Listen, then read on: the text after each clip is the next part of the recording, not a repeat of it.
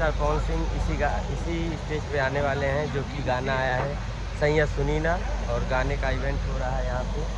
पूरा सब लग गया है और अभी आधे घंटे के अंदर में पवन भैया आ जाएंगे, जो कि सारी व्यवस्थाएं यहाँ पे हो रही है।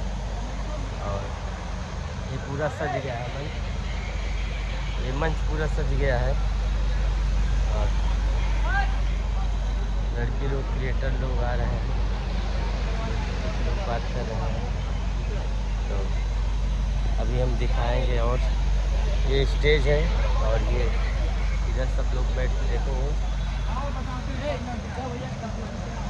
और गाना लॉन्च है आज, राजा सैया सुनी ना गाना।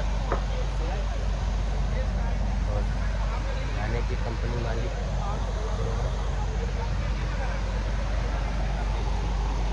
स्वागत के लिए भांगड़ा वांगड़ा आ गया है इधर।